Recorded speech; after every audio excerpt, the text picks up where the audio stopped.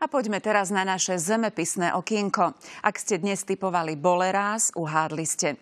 Táto dedina žije spevom i futbalom. Až 120 miestnych mužov sa aktívne venuje tomuto športu.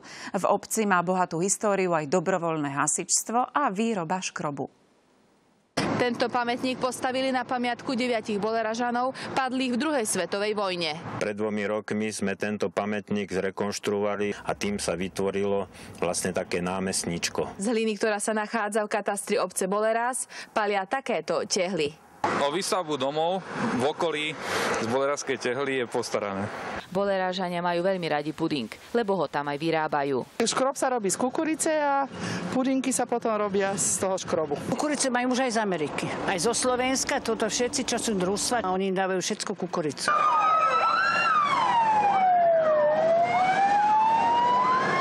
O bezpečnosť obyvateľov sa starajú hasiči z 2 hasičských zborov. Čo sa týka zásahov, tak vždycky musíme spolupracovať, lebo ide o to, že vlastne s jedným autom by sme nedokázali nič. Ale keď súťažia, vládne medzi nimi rivalita.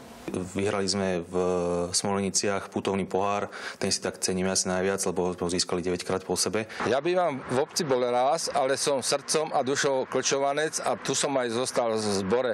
V Boleráze je vyše 120 futbalistov vo veku od 5 do 40 rokov. Polovica sú z toho deti, ktoré máme predprípravku, prípravku.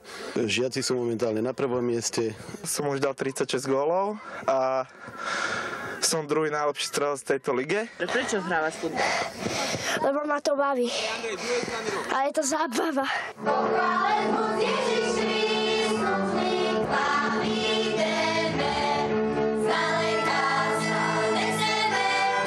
Zozbierať ľudí sme ľudové piesne od starých ľudí a vlastne ich interpretujeme, takže sú to piesne odtiaľto z Bolerázu. Si myslím, že je dôležité, aby sa naše ľudové tradície zachovávali a chceme touto cestou aj priblížiť ich dnešnej mladej generácii. Z obce Boleráz Ruslana Kurilcová, televízia Joj.